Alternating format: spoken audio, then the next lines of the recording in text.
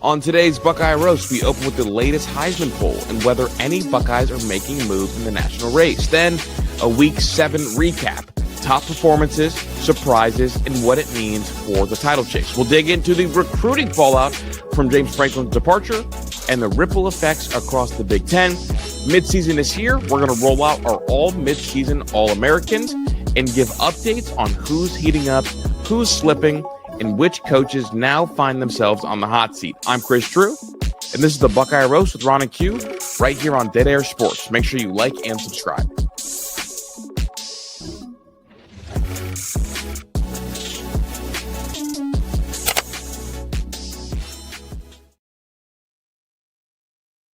Good morning, good morning, good morning. We are back for another episode of the Buckeye Roast. It's your boy Ron James here with my guy QP Ski. Q, how you doing?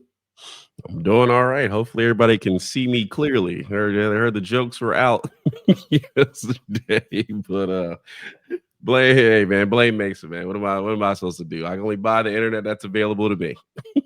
I mean, you're a big Cox fan out there, I hear, so yeah. Good luck with that. I was with the cock for a long time, and it did not do justice. I was on my cell phone doing shows. For those who are unfamiliar with the internet providers in Mesa, Arizona, Cox is the only internet provider available for Q, and they have been doing us terrible for the last 3 years. But Q, let's not dwell on your terrible internet. I have trivia for you and the chat. All right, hit me. I'm ready to go. Well, our guy Dallas, people know him from the chat.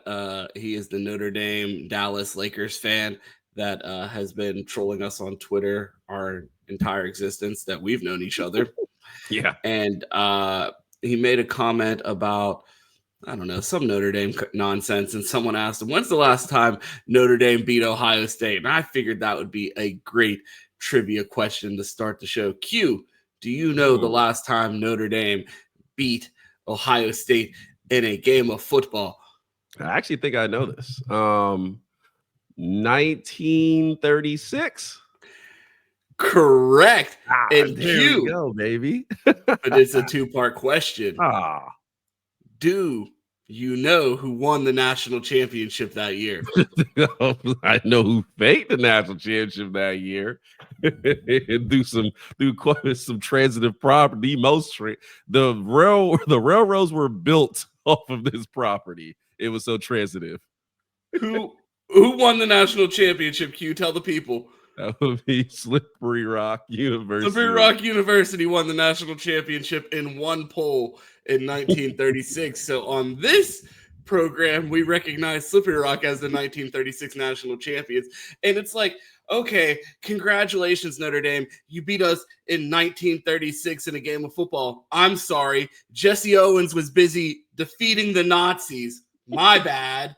Like, congrats. If you want to celebrate that win, you have that. But if you think you're going to beat us in a football game anytime soon, I'd like to refer you to the last 3 matchups. Yeah, or just check the Ron 3 BC poll of 1936. Predates most of the polls that are out there. So we were the OGs.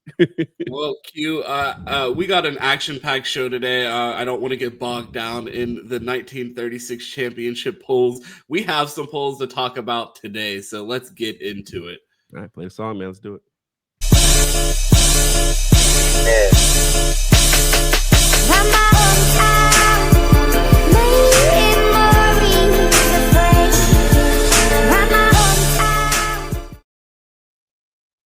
Just like Q vowed to find a new internet provider if we weren't able to sharpen up his video for today's episode, we also vowed to find a new Heisman poll provider if On3 kept disrespecting the Buckeyes. Q, I asked you yesterday, would there be a Buckeye on the On3 Heisman poll? You said Oregon.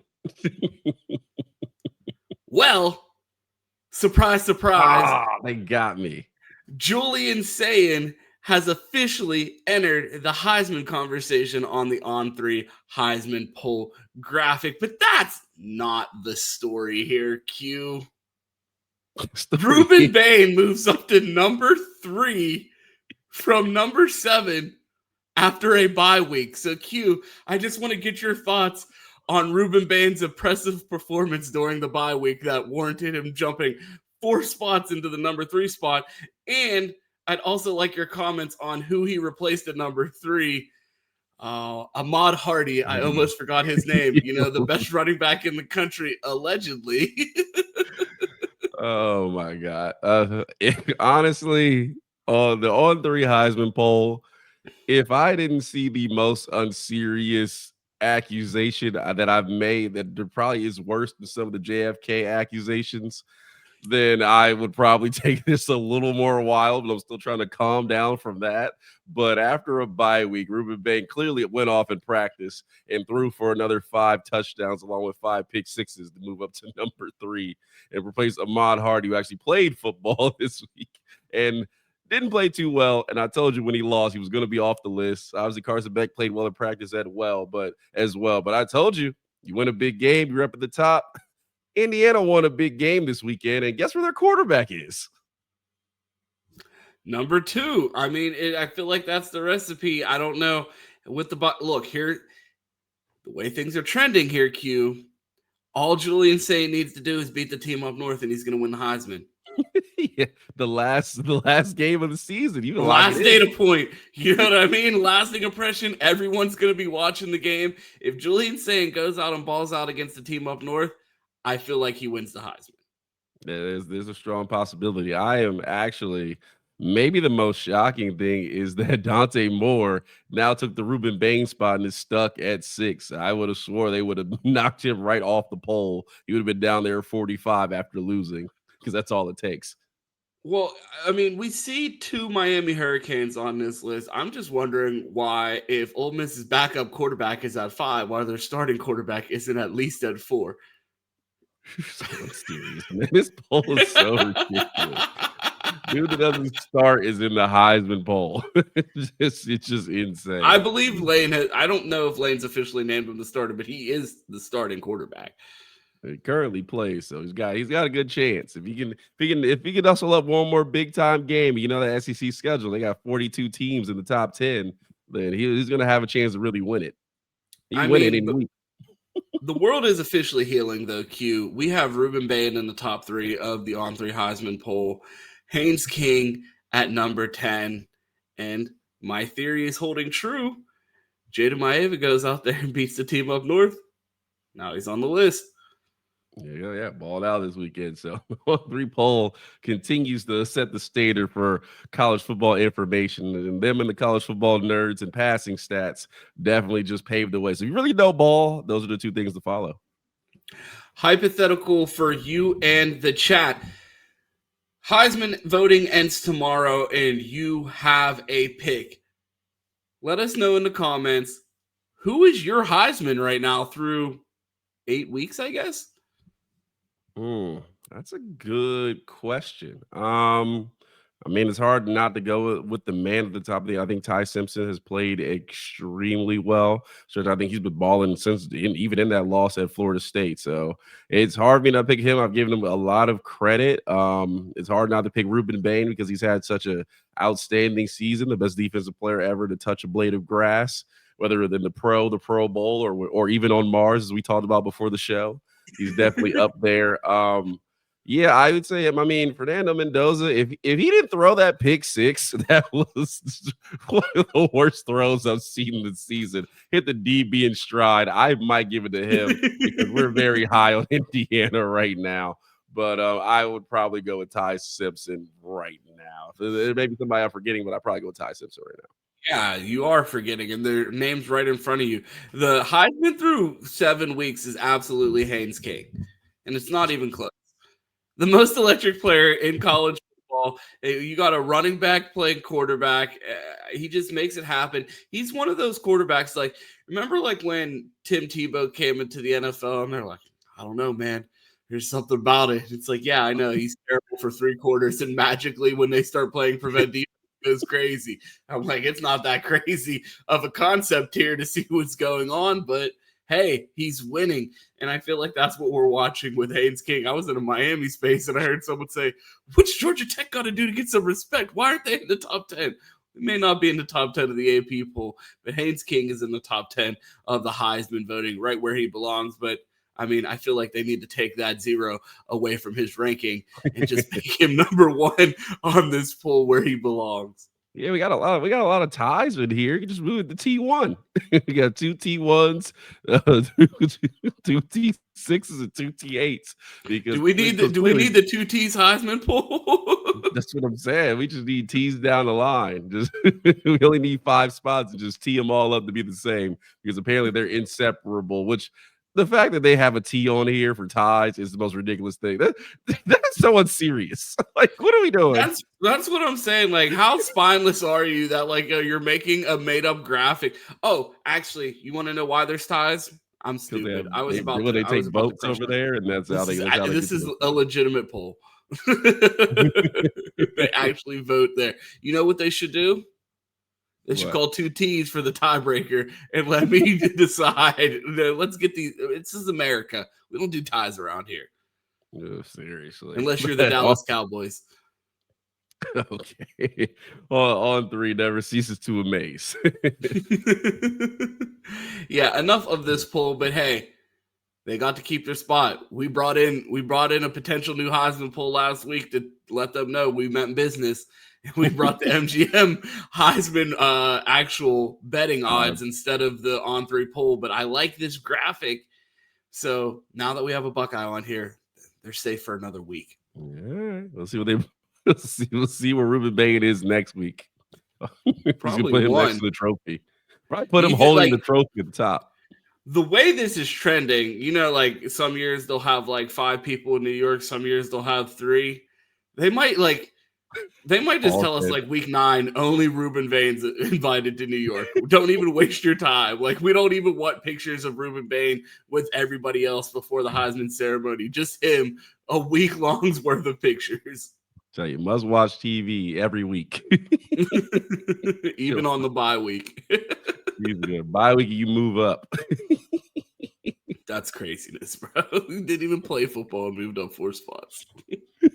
It's like those teams where they have a bye week and they move down the poll. It's like, what do we do? I just can't believe, like, Ahmad Hardy, the best running back in the country, had 58 yards against Alabama and just no longer ranked. You know, it's almost like he shouldn't have been there last year. He underperformed. Underperformed just a bit. Q, there was a ton that happened in week 7 of college football. I got a whole gang of things to talk about, but man, we have to give the man his flowers. He's been popping his shit for 2 years, and my biggest complaint about Pat Narduzzi is he runs his mouth like Curt Cignetti and beats absolutely nobody and plays in the ACC.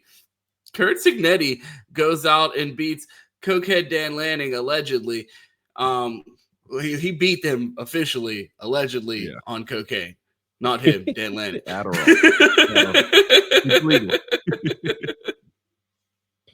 Q, your thoughts from this Indiana-Oregon game? We talked about it a little bit yesterday, but, I mean, it's been 48 hours, 72-ish, since that win. It felt like 2 weeks ago that Oregon-Ohio State was the lock for the Big Ten championship, but you look at these schedules, the way they play out, we're going to get a rematch with Sig.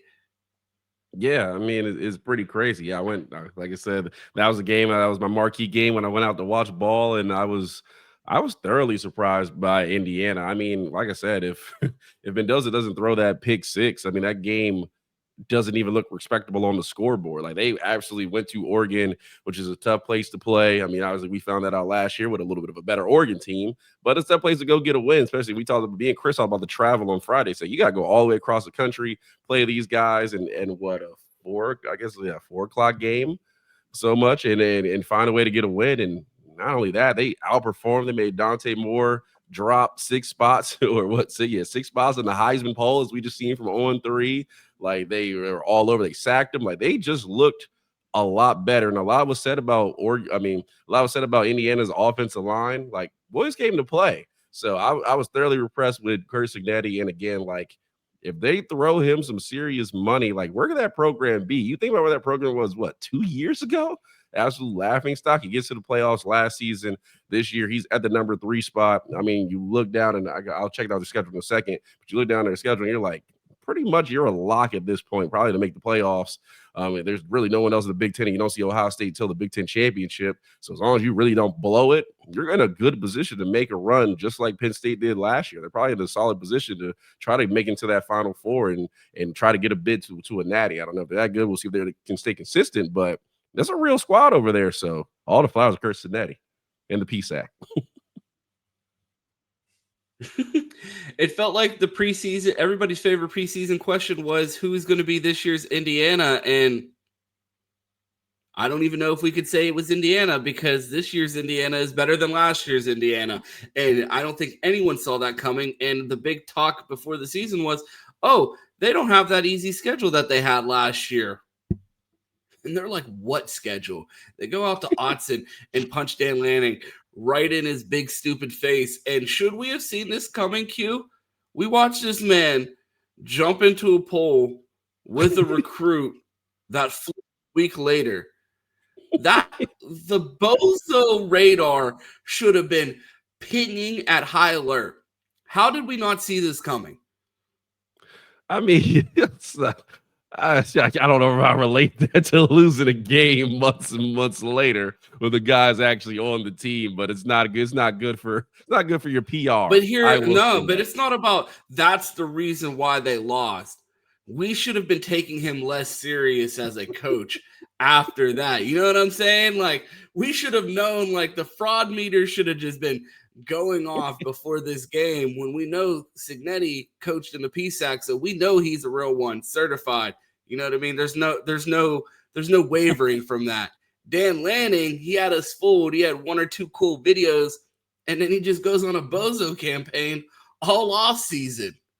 We should have saw this coming. What Nike marketing can do for you. So, definitely, yeah. Indiana needs to become a Nike school. Curt Signetti, he's going to be everywhere, basically. So move right to the top. Yeah, man, I'm thoroughly impressed with what he's done with this program. I said it last night. I was like, yeah, I forget his name again. The quarterback that went to Colorado. You know, Juju Lewis. You're going to learn it by the end of the week. You keep asking me. I'm remember. Yeah, he's got to be kicking himself right now, saying, "What was I doing?" Go to Indiana, and I'll be set up for success. I mean, if they money start rolling in at Indiana, I mean, they could be the best team in the state. I mean, we talked about a team in the state that hasn't been quite performing like they should. We'll see if they can make the playoffs, but the state of Indiana might be Indiana football country now. So we'll see if he's able to maintain it. But I'm thoroughly impressed. I mean, 1 game lost in 2 years, almost a year and a half.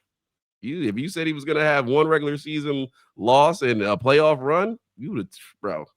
That would have been a plus $1 million. We would be trillionaires by now if we bet that. I have the worth more than my Norvell restock. Hashtag foot. I don't know about that, man. What I mean, that's like Bitcoin in 2009. Yeah, may not be worth that much, but it's definitely up there. So I would say, yeah. Question for you. I mean, how 1 to 10, how impressed are you with Indiana football? Like, are you really like Curt Signetti is top 3 coaches in the game right now, top 5 coaches in the game? Like, where are you with Curt Signetti right now as far as power ranking for the coaches across college football? I mean, Q, we've tried to do this exercise like, I don't know, every 3 months now for the past 2 years, trying to rank where these coaches are. And man, do they just like sell every time we try to give them any credit. But he has to be up there. I'll be the first one to admit, I mean, Ant Wright had me be a part of the Big Ten preseason poll and power ratings. I had Indiana, I think at like 9. I was not a believer. I thought Fernando Mendoza was a good quarterback, but I just thought it was all smoke and mirrors, like the national media was saying coming into the year. I thought Indiana had a significantly tougher schedule, and they just weren't going to be able to do it. I thought they would be a potential 3-4 loss team, and they're out here potentially might get a first round bye. I mean, if they didn't have to play Ohio State and weren't playing for the second place national championship this season, I would be all in on this team. But the Buckeyes, this is a team where I'm going to have to see them do it. Like, I watched them beat Oregon, but you're going to have to do it to my team. Like, Oregon is Oregon. I can't speak for whatever the hell they got going on. You definitely have to applaud Sig and Dan Lanning. You look around, you watch the struggles that he had with Washington early on in his career, at the beginning of his tenure. You watched what Ryan Day just did to him, pulling his pants down in the Rose Bowl on national TV. And then Curt Cignetti, I mean, if the rumors are true, they said Curt Cignetti was texting this man midweek, taunting him.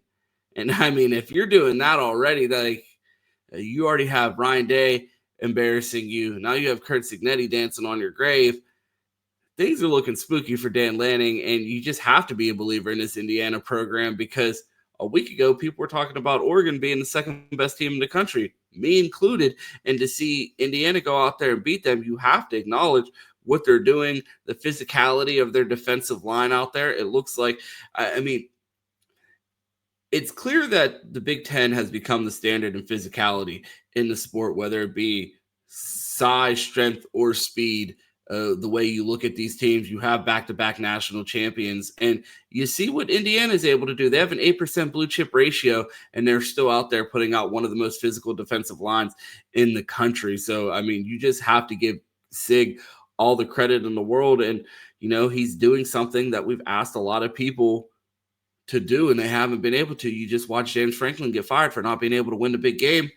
I mean, 2 weeks ago, James Franklin's ahead of Oregon in overtime, and 15 days later, you know, he's in the unemployment line with $56 million, and they're going to have to tell him, sir, we're not giving you state benefits. We just paid you a $56 million buyout. You're overqualified. Overqualified, sir. I mean, I could see you just brought up the blue chip ratio. Now I know how unserious recruiting is, and a guy would be like, Indiana, they're top 3. Yeah, I'm gonna go to this unranked team and get paid. But what would Indiana do with a 30% blue chip ratio? Well, here's the thing. Curt Cignetti talked about it and said that, you know, he's going out there and getting guys that have what it takes, that want to be great, and that are going to come in and work. And then they're going out to the portal and getting superstars. I mean, Chris Drew, I called Chris in like November, maybe 2 weeks before the Michigan game. And I said, hey, I want to do this exercise. Let's find the next Miami quarterback for next year. While Cam Ward was going crazy, I was like, they're going to try to follow this up. They have a good roster. They're going to the portal. Who's going to be the guy? I said, go find me a quarterback that has years of eligibility left and has ties to Miami. Calls me back an hour later and goes, Fernando Mendoza, this kid at Cal is absolutely balling. Cal has no offensive line. He's still putting up good numbers. Went to Columbus High School, famous high school in Miami. Come to find out, his brother's at Indiana. He ends up at Indiana. This is a kid that, given the circumstances at Cal, didn't allow him to show his full potential, but now is playing his way into potentially a first-round quarterback. When you're going out and getting the guys that you want and developing them, which is something that he emphasized when he talked to the media, is his ability to identify the guys that he wants and then develop them into what he needs them to be for his team, and then you're able to go out and snag a first-round quarterback from Cal. That's the recipe. This is what Mel Tucker tried to do. This is what your boy Mike Norvell tried to do. Signetti's doing it because he's getting the guys that he wants and recruiting at not an insane level. Like you said, only an 8% blue chip ratio, but he's getting the right guys and he's plugging the gaps correctly in the portal, where Mel Tucker, we saw how that worked. And Norvell, we're talking about your guy later. Well, I'll say this. He's definitely doing it right. He's only 2 years in, so we'll see. We'll see if he can hold that down and continue that success, because I think we've seen a lot of guys maybe not replicated to this level or that much of a turnaround, because obviously Florida State's a walking giant if they can get it right. I think Michigan State is at least a solid job. Indiana's probably the worst of those three historically, but you look at it and you say, I would ask you this: how long until a recruit gets offered by Indiana and looks at it like actually it's a serious position? Because me and Chris, you talked about it with Texas Tech, and we were like, well, the way and that's a money game. The way they're throwing around money, it's like they're just gonna give guys enough money to say, and they're gonna be like, okay, like I don't really have a choice but to go. Like, am I gonna turn down this Bentley? Like, you know what I'm saying? Like, that's why I came to work with Ron. He offered me a Bentley. I haven't got it yet at the Christmas party, but I wasn't gonna turn it down. But it's gonna happen. I promise. but I'll say, like, how I don't think Indiana will quite go that far, but I would say, how long do you think if they maintain somewhat around this level of play, do guys look and say, you know what? If I go play football in Indiana, it'll help me get to the next level, and we have a chance to put some trophies on the wall.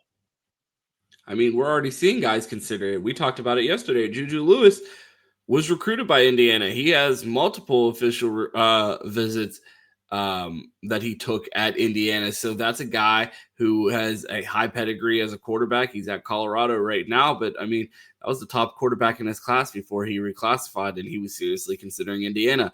I think Sig really has things rolling there, and if they have their money in order, I mean, you see Kadick, their center from a year ago that works at Barstool now.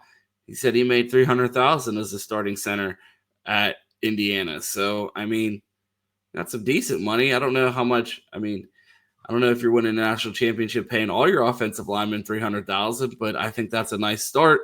If Signetti, I would imagine, is going to be able to leverage one of these many jobs that we're going to be talking about later in the show that are going to be coming open or have already become open. So I think he's going to be able to leverage one of those openings to either get a payday or go somewhere and get a bag. Yeah, well, if their center position is open, I still have eligibility left. So please, feel free to give me a call. I love to sign up and go make $300K in about 4 months. So I'm open. Master's program, baby. I'm in there.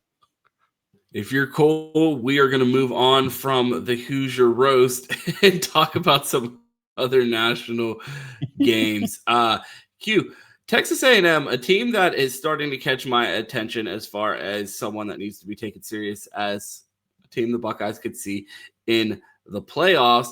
They beat Florida, a team that is so unpredictable. One week they're beating Texas, the next they're getting curb stomped by everybody. They lose 34-17 to the Aggies. DJ Lagway, 245 yards, 2 touchdowns, no interceptions.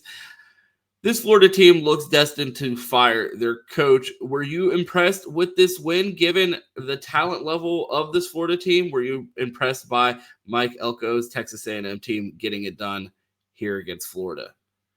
I'd say the Florida win doesn't really impress me, but I am happy with the consistency. I mean, you don't know which Florida team or which Lagway is going to show up week to week. They come out against Texas and look like, oh, this is the team we thought we were going to get at the beginning of this, or at the beginning of the season. They come out other weeks and we were like, this is the team we thought we get when Billy Napier was fired and everyone left. So you've gotten a mix of different kind of teams here, but I think Texas A&M slowly but surely building momentum. They're firmly in the top 5 right now. I think they're taking care of business. It's still one of those teams where it's like a Texas Tech. Like, I don't know what they are yet. I mean, that Notre Dame win is solid. I do like it. So I'll say I think they're good. I don't know if they're a contender just quite yet. Like, give me another week or two. Let me get a little more comfortable with looking at that logo, and I can probably do a little better. But right, I'm on the probably, but I'm not quite sure to jump in the water yet. Yeah, I'm gonna have to come up with a new measuring stick for these teams, whether or not they're good or not, because my current measuring stick is, can they beat Ohio State? And my answer for everyone is no. And the answer can't be no one's good. So I have to find some new form of measurement here for teams. But right now, it's just hard to believe. But Texas A&M is a team that has my attention. We haven't talked about them much this season, but they're a team that if they keep playing the way they have been through the first 8 weeks of the season, I'm going to have to start watching all 22 on this team as someone that the Buckeyes could potentially run into and have to beat for a national championship. I mean, Ronnie, you look down the line here. Texas. So you look down the line here, And I mean, they got Arkansas, Missouri, Sanford, not serious, LSU, South Carolina, and then Texas. Are we gonna know what this? Are we ever gonna know what this team is until the playoffs? Yeah, I mean, when you play in a subpar conference like the SEC and you're not playing real football like the Big Ten, you know what I mean? Like, they don't have to play teams like UCLA and Northwestern, so we're not really going to know how good this team is until the playoff when they're truly tested. Fair enough. Those teams are different every week. Oh my goodness. Texas bounces back and they get a win over Oklahoma in a rivalry game. Is Texas getting better, or is this one of those rivalry games are played in a parallel universe situation? I want to say it's a little bit of Texas getting better and a little bit of Oklahoma maybe not being quite what we thought they were just a couple weeks ago. I mean, John Napier was back, but he did not play well at all, nor did many guys wearing red on Saturday. So I think Texas is a decent squad. I'd say they're really not as good as we hope they would be, but again, it's a little bit played in the parallel universe. But I think this is more Oklahoma is maybe a little more fraudulent than we thought they would be. I'm right there with you, Q, and I have officially added Oklahoma to my weekly hate watch for the remainder of the season because I looked at a mock draft and saw John Napier mock to my Pittsburgh Steelers. And I will be having absolutely none of that. Love it. None of that. So we are officially rooting against Oklahoma for the rest of the season. So my franchise doesn't get any silly ideas. Speaking of silly ideas, Q, Penn State thinks they're going to hire a better coach than James Franklin, and I just don't believe that is going to happen. Penn State loses to Northwestern. The domino effect are going to continue to fall. It's going to be one of the biggest ripple effects throughout the sport. We're going to talk about potential jobs coming open later and the recruiting fallout of Penn State, but I wanted to talk about this Northwestern game. They lose Drew Allar. His career at Penn State officially comes to an end. Q, I'd like you and the chat, let us know in the comments how you grade the Drew Allar college tenure. D, maybe D plus. It's been okay at times. It's flashed a bit at times, but we've never saw this 5-star major potential guy Ohio State wanted really ever. And it's been different things. The wide receivers, the quarterback. Did Ohio State want him, or did Ohio State fans want him? I mean, I think if things were different, he definitely would have probably been around Ohio State. If things were a little bit different, I would say he probably would have been there, being in state. I would bet a small amount of money on that. I'd say that probably was an option, especially Ryan Day, guy with a big arm, pro style quarterback, definitely fits the mold of a guy. And again, the guy goes to Penn State, he's going to look a lot different than he would if he had came to Ohio State and played there and actually started. So I will take that. Kyle McCord's the only one that hasn't quite done that. So I'll say that, but it hasn't been a good experience. I mean, Penn State's been disappointing. He's never won any big games. Was Drew Allar a better college quarterback than Kyle McCord? Like, I really don't appreciate. I'm not one to be a six stan around here, but I mean, if we put them side by side, Kyle McCord was 11-1 as a starter at The Ohio State, lost to the national champions by 6 points. Threw 2 interceptions in that game that looked eerily similar to the interceptions that we saw Drew Allar throw in the college football playoff against Notre Dame. The game that Drew Allar put up against Notre Dame in the playoffs is pretty much the game we watched Kyle play against Michigan his 1 year as a starter at Ohio State. And then he went on to lead the FBS in passing the following year. I mean, I think Kyle McCord is a more successful quarterback than Drew Allar. What are we talking about here? He played at Ohio State. He played with Marv and Emeka. And then he went to Syracuse. And Kyle McCord's Syracuse year is better than any year we've ever seen Drew Allar have. Yeah, in the vaunted ACC. I mean, I'll give it to you. Florida State is a great program, but we know what the ACC This is. guy. Ron, you would throw for 5,000 in the ACC. I'm betting the over. So I would say yes. I think with the circumstances, if Drew Allar had gone and played at Ohio State and had the weapons that Kyle McCord had and had Ryan Day coaching him and developing him, yeah, he probably would have looked at or maybe even better than Kyle McCord did. Maybe a little bit worse, but I doubt it. I mean, if you were grading both of their careers, you grade Drew Definitely Allar grade a Kyle McCord D. higher. I mean, Kyle would What probably would you grade be Kyle? a C plus. I would say so. I mean, as a college quarterback, I mean, you backed up CJ Stroud for 2 years. You went 11-1 at Ohio State, made it to a Cotton Bowl. We would have beat the piss out of Missouri if Kyle played in that game. It's something that we don't talk about, but we would have went nuts on Missouri if he plays in that game. And then goes on and, leads the FBS in passing the following year. I mean, I think that's a solid career. Drew Allar, I mean, I think the kiss of death for Penn State and Drew Allar was media overhyping, and I think it officially started with that Drew Allar 5-star ranking. I thought it immediately set a clock in an unrealistic expectation for Penn State, and they kind of went all in, but in like the dumbest way. Like they spent $3.1 million on a defensive coordinator when they had a solid defense. I know Tom Allen left, but like then they go out and get Kotelnicki, a guy that runs a gimmicky offense that doesn't match the quarterback's skill set. I mean, they played Sean Clifford over Drew as a freshman. I think Drew Allar as a freshman was probably the best version of Drew that we saw. He goes on and starts the following year at 24-3, I believe his stats were, touchdown interception ratio, something like that.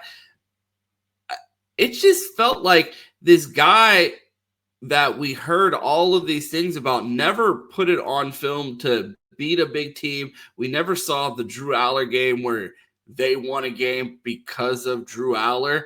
And it all boiled up to, okay, this kid that we've been saying is the greatest for 3 years now, he's coming back.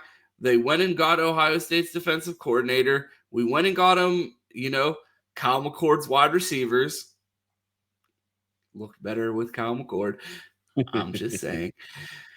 And, it ultimately ends in an awful injury, and you hate to see it for the kid, but you look back at the Drew Allar era at Penn State, and I jokingly said it like week 2 or 3 that Sean Clifford was a better Penn State quarterback. And I mean, is that even up for debate at this point anymore? More successful. I mean, to be honest, I blame Chris Drew. It's probably his fault. This is the man, public enemy number 1. It's all on Chris.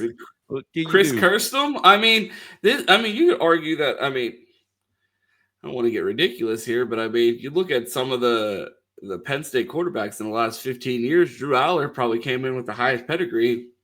He's top 3. Trace McSorley, Christian Hackenberg, Sean Clifford. That's 3 quarterbacks right there in the last 15 years better than Drew Allar. Well, definitely had better careers. I mean, Drew Allar's been massively disappointing. James Franklin has been massively disappointing, and he gets the first of the blame a bit. I mean, the Drew Allar experience has not been fun, especially if you're a Penn State fan. Luckily, we are not. Been plenty fun for me. Yeah, it's been great on the other side. Lifetime contract for James Franklin, because I can count that as a win every year. But yeah, I mean, it's been massively disappointing, and I think, unfortunately for him, didn't take a red shirt. Maybe he'll get another year, but he seems to be out of years right now. And I don't know what's his stock in the NFL. And like that's James, and that goes back to James Franklin's goofiness. Like, why are you playing him that much as a true freshman when you got Sean Clifford out there like that? I mean, if he was the guy that you said he was, like you're playing Sean Clifford in his 5th or 6th year at that point. They didn't win shit that year. Yeah, I don't know, man. It just massively disappointing experience between this entire Penn State experience. I thought it was doomed from the start. The expectations coming into the season were so unseriously high, and like just the thought that Penn State was going to have to beat Ohio State probably twice to win a national championship. Once in the regular season, maybe not. At least in the Big Ten championship or in the playoff to get there. That damn sure was. Anyone with a brain, thank you. And to have that much expectation on Jim Knowles beating Ryan Day in a football game, you're out of your fucking mind. Yeah, I have to see it to believe it. Beat him twice, no way in the hell. How long is Jim Knowles at Penn State? Is a better question. I don't know. He's going to be he might be coaching defense at whatever CFL team drafts Drew Allar. back to Cornell. I guess you have to be like Bozo of the year. Like that has to be the congratulations, you've played yourself winner of the year in 2025. Like we don't even have to wait for the end of the year. No one played themselves more than Jim Knowles. Yeah, I don't know what's going on. I never had the Jim Knowles slander like that. I thought he was a good coach here. I mean, the way he left, I'm pissed at that, but I never had that slander. But what the hell happened? Like, what is going on in Penn State? I just want to we need a Hard Knocks episode of Penn State practice and tracking throughout the season to find out what was happening behind closed doors, because it's an absolute mystery for them to have fell off a cliff. Like I don't know if I've definitely seen it, but I just don't know. Like, at least the one thing I have faith in, I was like, Jim Knowles is a good defensive coach. Defense will be fine. And not even that happened. Like, nothing went according to plan. They put their goals up at the beginning of the year. They have struck none of them. Yeah, if you would have told Penn State fans, if you would have let Penn State fans read this year's college football season script, I think they would have been moved to tears if they saw where they were at. They fired their coach and lost their starting quarterback by week 8 in a year that was natty or bust. Man, this sport is not for the weak, Q. I wanted to move on to the second best conference in the country. Alabama defeats Penn State's backup quarterback. The magic's running out at Penn State when, backup quarterbacks from the Big Ten usually go and kill in the SEC. So Bo Pribula not able to get the magical victory over Alabama. Q, how much are you believing in this Alabama team after they lost to look? Ohio State lost to Davis Ward and still won the national championship last year. Mike Norvell's about to lose his job, and they beat Alabama. Am I wrong for still holding that against Alabama?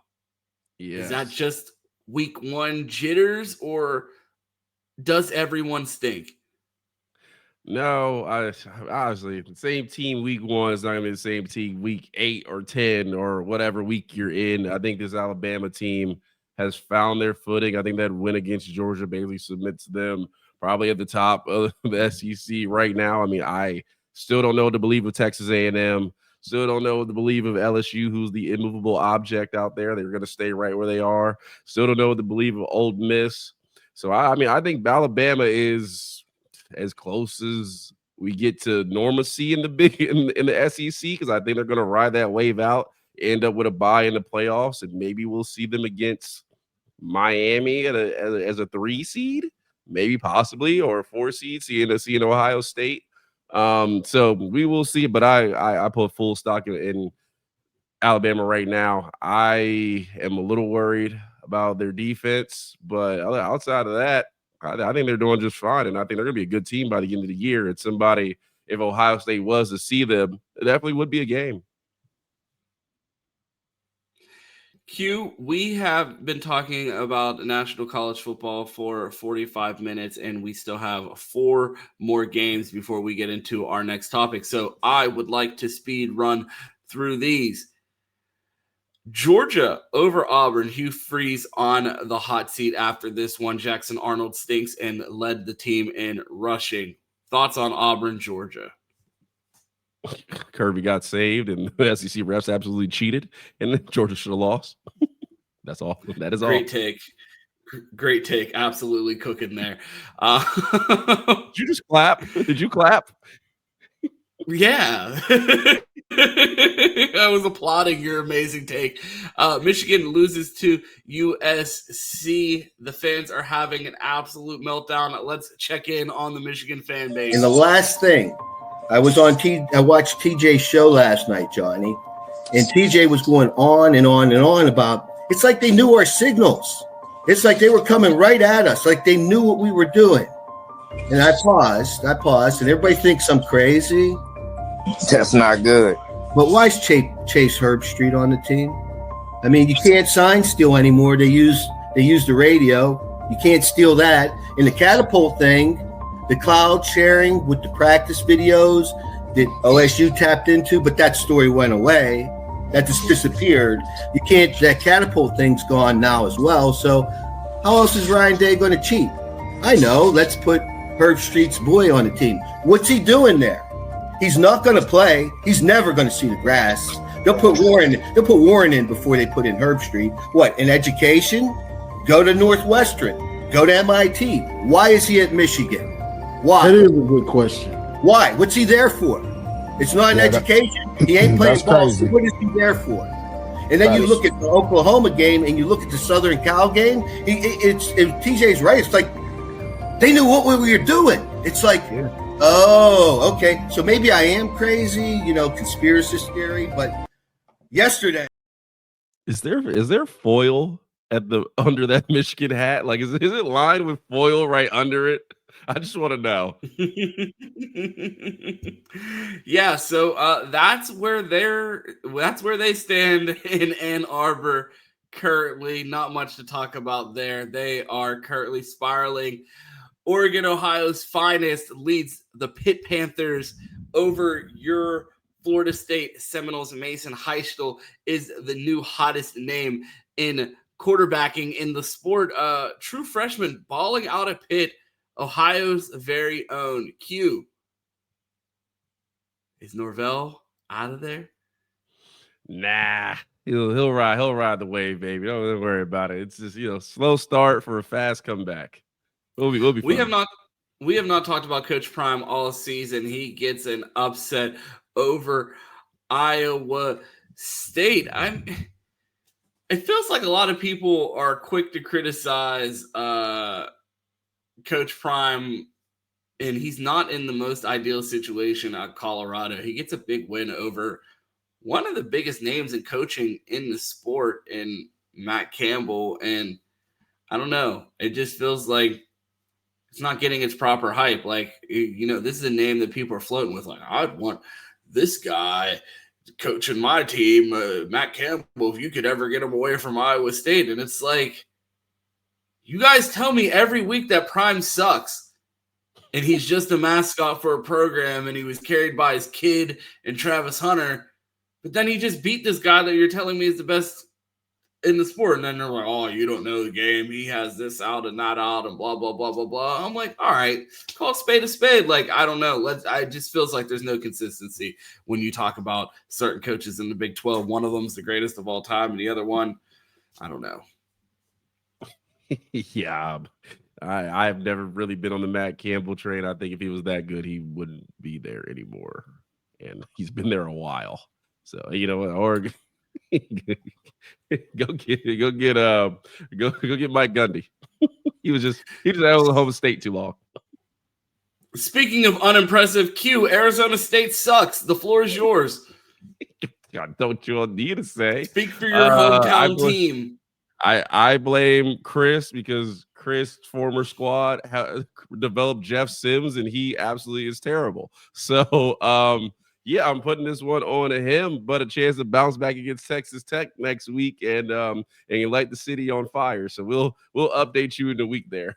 It was raining. It threw us off. We talked about James Franklin being fired, and I mentioned these names yesterday. Chaz Coleman, Warren, Ohio's finest, true freshman defensive end at Penn State. A name to absolutely keep an eye on once Penn State officially hires their next head coach. The transfer portal will open. I would imagine the Buckeyes will be all over that recruitment. Come on, spell the number one running back in the class of 2027 officially decommits. A Pittsburgh product releases his top 8, has Ohio State in it. Another one to keep an eye out for on a potential visit. And then Khalil Taylor, a 4-star wide receiver out of Pittsburgh. Penn State lost their entire 2027 recruiting class. It was only 3 recruits, but all 3 of them decommitted over this past weekend. Q, how bad do you think it's going to be, not just for Penn State, but all of these teams that are getting rid of coaches? Because we're going to talk about it later, but Penn State's not the only good job with talented players that is about to fire their head coach. And last time a team with good players fired their head coach, Ryan Day landed Caleb Downs. They got to be rubbing their hands together inside the Woody right now with all of these teams. Like, you know what? Let's blow it up. Mark Pantoni must not have a spare minute in his day right now. That last team didn't fire their head coach for Ronnie. He didn't retire, but he quit. I'm gonna save you before they get on you for that. We know he retired. Okay. No, I mean, I think Penn State definitely has a lot of talent there. This is why it's so bad they underachieved. Ohio State definitely is going to look in there and try to get a lot of those players, and it gives you another, like, I don't know, maybe even Indiana moves in. They got some extra cash to move around. But yeah, I think it benefits Ohio State a lot. Love to see Chaz Coleman come back. And definitely, you already talked about Campbell Spell, and they're looking at him, bringing him in because we didn't get a big running back in this class. We tried to save some money, so we should have some for 2027. We will not tolerate any Bo Jackson slander here. We didn't get a big running back in this class. What are you talking about? The current class, man, not just the class that's on the campus right now. They were 5-star chasing, and they missed out on all of them. Not Bo Jackson. Yes, he's already on campus, so he did just fine. But yeah, we'll see. And I'm interested to see. I mean, Ohio State, we talked about them saving money and pinching pennies. I mean, they should have the bricks truck right now. So all these firings, and it better be blue chip, like a amusement park, blue chip land, and we're just going there buying all the tickets. But here's the thing: it's not just coaches that get fired. It's the domino effect of where are these other coaches getting hired from? What if one of these teams hire Lane Kiffin? Now you have all the teams that have fired coaches already. Plus, when Lane leaves, what that opens up. I mean, the amount of movement that this season, does it feel like there's more firings than usual? Oh, bro, this year of college football is ridiculous. Like, it's just look at an AP poll. Like, it's absolutely absurd. It's already just keep an eye on, like, Texas A&M is good and Penn State sucks. Like, it's like what is happening? So yeah, I mean, I think it's definitely crazy. There's probably more firings to come, or people who disappoint, or people who feel like, oh, I can level up now that people are gonna start moving jobs and money's gonna get thrown out there. So it's definitely it's college football again. It looks like NCAA, and you simulated 10 years into the future. That's really what it looks like. It looks insane right now, but we talked about it. Money into the sport. With the Wild West, they could just exchange hands. You can buy guys. You can level up your program. Texas Tech rolling the Brinks truck, top 10 in the nation. I don't even know where I could even tell you what city Texas Tech was in. And look at them right now; they're rolling right into the playoffs. So, yeah, it's definitely Lubbock, right? Yeah, it is Lubbock. I'm just making a joke, but yeah, no, I would. That's where our guy Doug is from. Shout out to Doug. At least lives. He's got to come on the road and see them get their ass whooped against ASU on Saturday. So we'll see about that. But yeah, college football is a crazy point right now. Not as I mean, Virginia Tech, they have some talent down there. I mean, think about Arkansas, SEC school. They spent some money. They're gonna have some talent. Like, there's gonna be a lot of good players that are on the market. And Bear Alexander. And Bear Alexander, he's always looking for a new school, a perpetual student. Q, speaking of talented players, I feel like this segment is always sadder than it should be, but it's the freshman All-American. And I feel like it's us just constantly looking at could have beens at Ohio State. And you see one Buckeye on the list, so you have to give him his shout out. Bo Jackson, midseason All-American true freshman team. Malik Washington, is that surprising, being that according to Dave Portnoy, Michigan has the greatest freshman quarterback ever? He's just playing a tough schedule right now, Ron. Okay. Good shout. Vernell Brown, massive miss for the Buckeyes, but I mean, that's a Florida legacy. I don't think they were ever going to be able to win that one there. Malachi Toney, another almost Buckeye. That one hurts. People ask, why didn't they recruit Ennis? Why didn't they recruit Malachi Toney when they offered him 4 years ago? Yeah, I'm like, you guys haven't been following recruiting long enough if you don't think that Ohio State offered Malachi Toney. Chaz Coleman, a name that we talked about earlier in the show, balling out for Penn State. Warren, Ohio's finest. Hopefully, we're going to be seeing an Ohio State logo next to that name next year on the regular midseason All-American team. Something to keep an eye out. Zaire Mathis, another player balling out. A Buckeye recruit. Q, you look at this list, hurts your heart a little bit. Yeah, I mean, even shout out to, I know we got Devin Sanchez, and he's not on this list, so I'm not going to mention that. But Brandon Finney, another guy who Ohio State recruited, and they obviously prioritized Mr. Alford, and so Brandon Finney went to Oregon. But yeah, I mean, you look at this list. I mean, one, shout out to Maryland. you know, I love my Terps, not on the football side, but on the basketball side. But I digress. They actually did some good recruiting. I got 3 guys on here, so definitely shout out to them doing some work. Yeah, but you look at this list, a lot of guys that near misses, could have been, but I think we've been pretty happy with the freshmen this season, so I'm not one to complain. Oh no, absolutely not. You would see more Buckeyes on this list if the team wasn't so talented. Like when you go to scrub schools like Oregon and Florida, you're able to get on the field early. So, some of our elite players just have to wait their turn. I would imagine if Zion Grady or Epi Satanale or any of those guys were getting opportunities like some of these other guys have, you'd see their names on this list too. But it's awesome to see Bo Jackson on there. Q, I wanted to flip to the next list. To no surprise, you see Carson Beck as the quarterback, Makai Lemon. I mean, I can't take any list serious, Q, that has wide receivers ranked that doesn't have Cardinal Tate, Jeremiah Smith side by side. You weren't impressed by Mario Craver's stunning game against Florida? No, because he has first time you've heard that name. No, I heard his name today when I saw his stats side by side next to Jeremiah's, and he has less yards, less touchdowns, and less receptions. But I digress. But I do see a familiar name on this list. Best running back in the country, Ahmad Hardy. Shout out to him. 58 yards. Got something right. No, they did get something right. The best running back in the country is on this graphic, and he's not even at the running back position. It's Caden Proctor, offensive tackle for Alabama. You are correct. He should have been at both spots. You see the Miami Hurricanes with Francis Mauigoa on there as one of the tackles, and then James Brockmeyer as the center. The trenches are no joke for this Miami team. They have a legit NFL quarterback. You see Malachi Toney on the true freshman All-American list.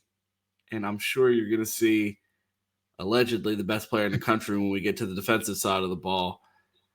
When you look at all these lists, is it time to start taking the Hurricanes serious as the second most talented team in the country? I think they would be up there. I don't know if they're the second most talented. Again, I dilute my water when it comes to the ACC, but I think they've had a decent schedule. And I mean, they've looked good. I think defensively and in the trenches, they're very solid. So I think everyone around the nation should take Miami somewhat seriously. I don't have them as fraudulent as I would say like a Texas A&M, where I don't really know what they are. I think Miami's good. I just don't. I mean, you look at this list. I mean, if I look at this list, I'm like, it might be great, and I quite don't feel that way. So maybe a little overinflated with the All-Americans, but I think these guys are definitely playing well. I just want to see Miami continue to be consistent, and I don't think we're going to know until the playoffs, unless Pitt come back and surprise us. I think we got to wait till the playoffs to see what Miami really is. Let's take a look at the defensive side of the ball. Oh, man, look at that. Top of the list, Reuben Bain. Have you heard of him, Q? He almost tackled me in this graphic. Yes. He's just that good, man. Bursting off the page. Absolutely. I feel like I didn't even notice the last guy on the graphic. Reuben Bain is bigger than the graphic itself. So, I mean, this is officially a Reuben Bain podcast at this point anymore, because if you reference anything from the national media, you end up talking about Reuben Bain because he's just that spectacular, allegedly. I think the best defender on this list, call me a homer, whatever. I think Arvell Reese is the best defender in the country, and that's saying a lot, being that the second best player in the country on defense is Caleb Downs. And I mean, I might steal something from On3 and just say they're tied for first and Reuben Bain's third. I think Arvell Reese has been spectacular, and I think half the reason why you haven't seen Caleb Downs as involved is because Arvell Reese is getting to everybody in the backfield or at the line of scrimmage, completely disrupting plays. So great to see two Buckeyes on this side of the ball after they disrespected our wide receivers on the other list. This is brought to you by CBS if you'd like to go find them and yell at them about this awful list.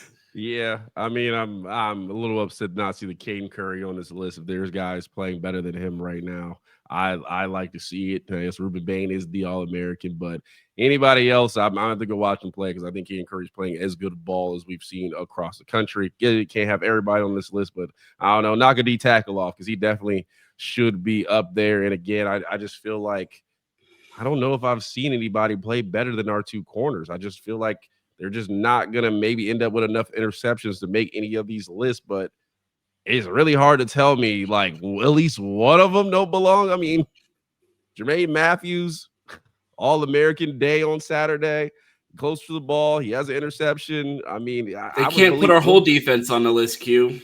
I mean, I get it, but I've seen 18 Miami players so far. Like, we can squeeze in one more. Or unless they're telling me Miami's better than Ohio State, at least we could be tied. Q, I have another trivia question for you and the chat. Yes. There is a CBS midseason All-American whose brother is a 5-star currently at Ohio State. Q, can you locate the player?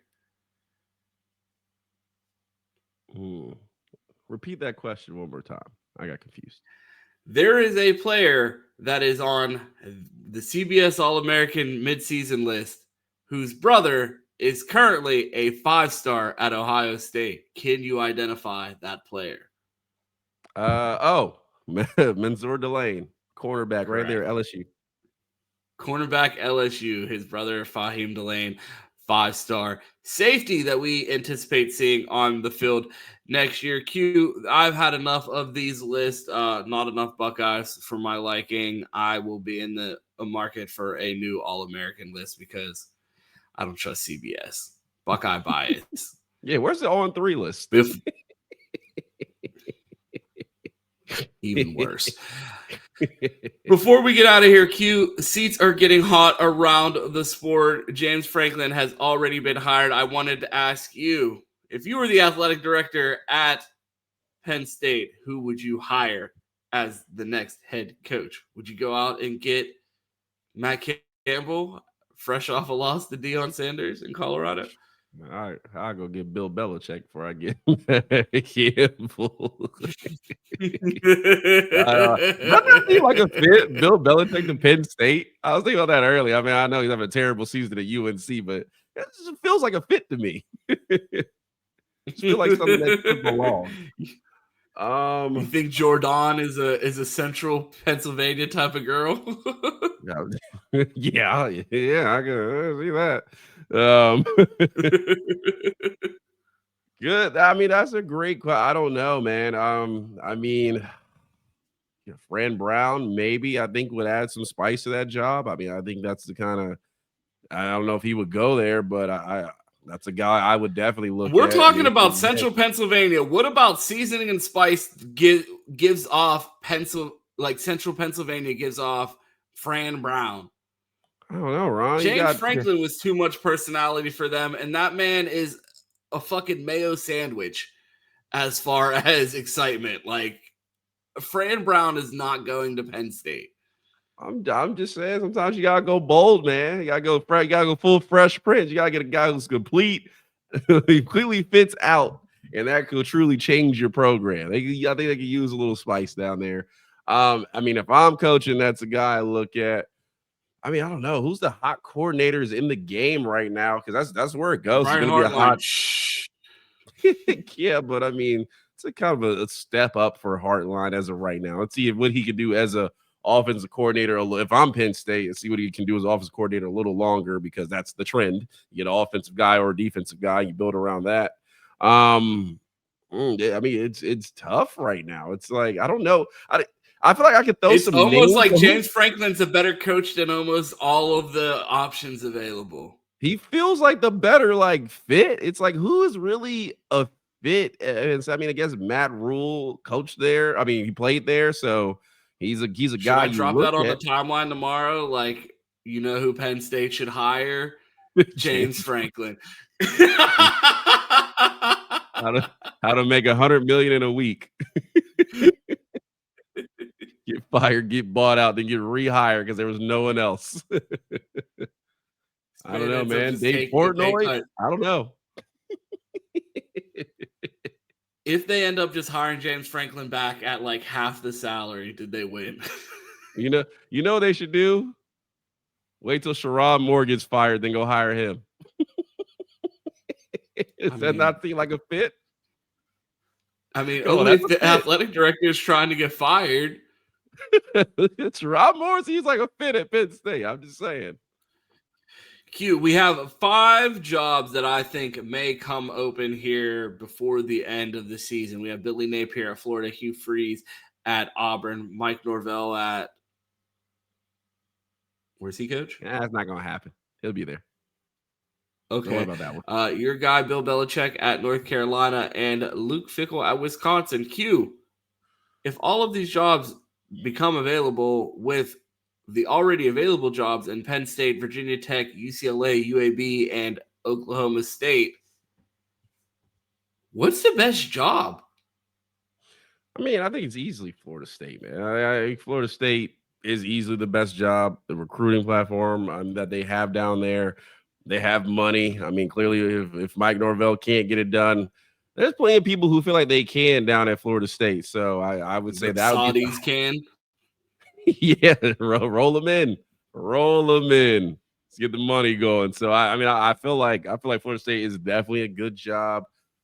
I don't know. I feel like the rest of these, I mean, outside of Penn State, Penn State would be next up. The rest of these are kind of sleeping giants. It's like I feel like the right person. I forgot Arkansas, by the way. I forgot Arkansas, by the way. Oh, I mean, Arkansas has that Tyson chicken money, but I don't think that's necessarily one of the higher ones. But I would say that's the problem, though. They don't. Tyson and the Waltons really don't donate to Arkansas football. Oh, well, sounds like an Oklahoma State problem. They don't have no money. I mean, if I'm looking at this, Virginia Tech and UCLA, I'd probably put. I mean, Virginia Tech has a lot of football history. I would say that's a solid job. It's just, I don't know. Virginia Tech, it just seems like a dull place right now. When I was growing up, it felt a lot different. It felt more exciting. Now it feels kind of dull. Maybe that's because the team hasn't been good in a long time. You know who would turn it up? Who would? James Franklin. All right. Bro, honestly, if you ask me who's the best hire for every single one of these jobs, including Penn State, my answer is James Franklin. I don't think James Franklin is not a fit at Tech. I'll say that. Not a fit at Tech. It's not black enough to coach at Tech. We need a little. Yeah, I mean, I don't know, man. I always feel like UCLA is just one of those schools with the right coach. They would definitely have the money. They have the location. James Franklin? I mean, I wouldn't be mad at that. I feel like they would be decent with James Franklin. Like I feel like with the right coach, they would have the donors, they would have the money, they have the location.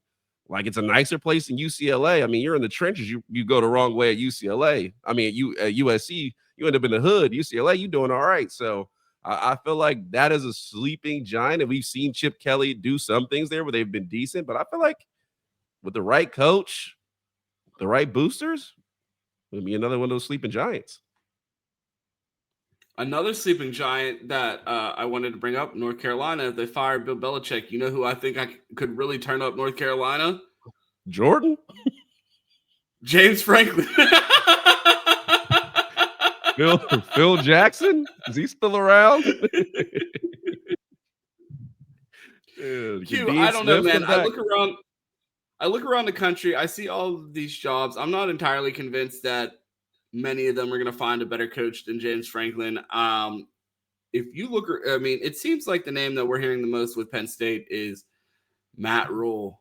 And if you're a Penn State fan, are you excited about that? It's not sad. It's decently like, okay, I feel like we're going to be a Wisconsin, but that's not good enough for Penn State with their recruiting base, the things they bring in. It feel like not Wisconsin now, but the Wisconsin of old, where it feel like they're going to, I mean, that's kind of the same mode Penn State was in, just maybe a little less boring. So I would say that's what that hire feels like to me. I don't know. I think Matt Rule's a good coach. I just don't know if he would turn them up like I don't know. Penn State just feels like, I mean, the Joe Paterno days were just a little. Okay, I'm not going to say that. We're going to get canceled. It's just. I already had to stop myself. I had a Penn State joke lined up earlier in the show, and I was like, not today. This is a family program. Yeah, I'll tell you after the show. It just felt like the old days, man. It just doesn't feel like a sexy place anymore. I don't know. It just feels like, is Penn State really good? Are you really win natties at Penn State? No, probably not. I get you have these expectations, but I feel like we're on a old Minnesota where they were winning 10 games and fired their coach because this is not good enough.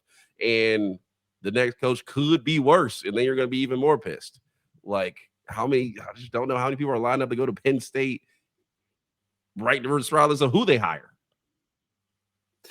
Yeah, man, it is going to be an interesting thing to monitor going forward, this coaching carousel. I feel like it's just going to be as wild as the season has been so far. And I mean, coming into this season, we knew it was going to be a crazy year, but I mean, it is absolutely living up to, if not surpassing, expectations. Q, we pretty much did an entire national show today. We're an hour and 15 minutes in. We barely talked Buckeyes unless we snuck them into the national conversation. And it's just like, we've been talking about them for 4 months. I don't know what else you want me to say about them. The red zone offense needs to get better. The run game is struggling. I'd like to be healthy. Did we hit all the boxes there? Like I just want to ask the audience if there's things that you want to hear about Ohio State. Drop some questions in the chat and we will address them on tomorrow's show. But like, I can't get excited about this Wisconsin game. The thing that I'm most excited about is like Riley Pettijohn snaps. Like when we're playing these games, I'm already thinking about what backups I'm going to be most excited to see get onto the field right now. I'm very unimpressed with the national landscape. I am very impressed with the Buckeyes every time they hit the field. What do you guys want to hear about? You guys, what I don't like spinning narratives or nitpicking when the team's playing well. I feel like it only just pisses the fans off. Like, you have to be so nitpicking with how well they're playing right now that I don't know. What do you guys want to hear about? Let us know in the comments. I mean, Q, do you feel like, are you in the same boat as me? This team is playing so well right now. I feel bad coming on here and telling you that they're great every day, and I also feel bad nitpicking them. So it's like, want to talk about these other teams that stink?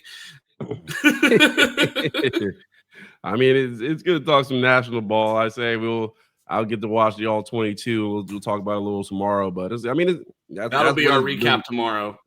Yeah, I think that's what it's going to be. Looking for young players the next couple of weeks who step it up, who's playing better. We talked about the defensive line. I thought the defensive line was pretty good this weekend. We saw some new people, so definitely interested to look at that, and we'll see. But like I said, you win by you cover the spread. You go win against a ranked team. It's hard to complain, especially with there's not really much drama going on in Ohio State except Ryan Day cussing everybody out. So if you want to hear about that, we can talk about that. But I've been playing good ball right now. So again, the national landscape is so crazy week to week. It's hard to just get away from that. Like, we can not talk about Buckeyes for a whole week and still have an entertaining show to talk about the madness that's going around college football.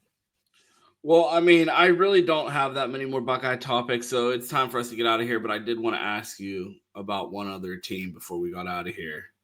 Yeah, which team is that? Any update on the Ravens? No, season got canceled. Unfortunately, it was bad weather out there, so we're just not playing football this season. You see a team out there, it's a local Pop Warner team filling in. Okay, and what division do you guys play in? We are no longer claiming a division. We are independent. Notre Dame of the East. You heard it here first.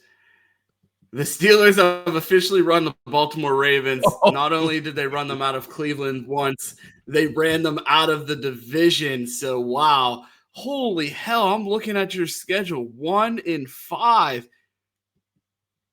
And you guys aren't even the worst team in the division. I wonder who that could be. Get me out of here, Q. Tell the people where they can find you. Do you wonder who that could be? You don't wonder who that could be. No, I know. No, it's the Orange Ravens. Oh, no, don't disrespect us like that. Anyway, let us know if Mike Norvell is the man to save Penn State. You guys are the Purple Browns, so I don't know what you want me to call you. Is Mike Norvell the man to turn around the Penn State Nittany Lions and turn it sexy again? Let me know in the comments. Everybody like that video. Hit the sub button. Hit the sub button. Remember, we do have members content, so definitely if you want to be a member, join up. There's a lot of stuff behind the paywall. Chris Drew is definitely working on that, so make sure you check that out. Definitely entertaining, and we appreciate all the members. Shout out to Robert H again. He gave a lot of subs, so appreciate him. But again, yeah, like that video. If you want to find me, I am Cityboy Quentin on Twitter, Flying Johnson on Instagram, and Mike Norvell supporter when he's not messing up my football season. Q, I joked in the live chat of yesterday's show that I was taking applications for a new host. I said the only requirements were working internet. It seems like you have taken me up on that offer, but I do also have another candidate in mind. Any guess on who that is? No, who is it? James Franklin. But if you want to find me, you can find me here weekdays on the Buckeye Roast, Monday through Friday, talking not Buckeyes apparently all week. You can catch me in the Bleacher Report app after the games for instant reactions with Chris Drew, post games in the Bleacher Report app, the Ohio State team stream, and you can catch me on Twitter at 2Ts. It's 2_TEES. Q. That's all I have. You know how this thing ends. It's always go Bucks, hire James Franklin, and of course, OH. Ayo.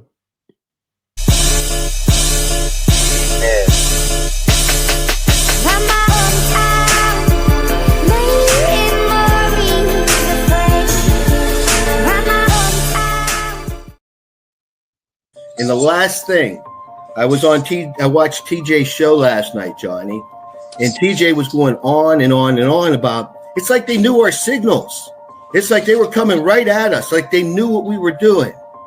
And I paused, and everybody thinks I'm crazy. That's not good. But why is Chase Herbstreit on the team? I mean, you can't sign steal anymore. They use the radio. You can't steal that. And the catapult thing, the cloud sharing with the practice videos that OSU tapped into, but that story went away. That just disappeared. That catapult thing's gone now as well. So how else is Ryan Day going to cheat? I know. Let's put Herbstreit's boy on the team. What's he doing there? He's not going to play. He's never going to see the grass. They'll put Warren in before they put in Herbstreit. What, in education? Go to Northwestern. Go to MIT. Why is he at Michigan? Why? That is a good question. Why? What's he there for? It's not an education. He ain't playing ball. So what is he there for? And then you look at the Oklahoma game and you look at the Southern Cal game. TJ's right. It's like they knew what we were doing. It's like, oh, okay. So maybe I am crazy, conspiracy theory. But yesterday.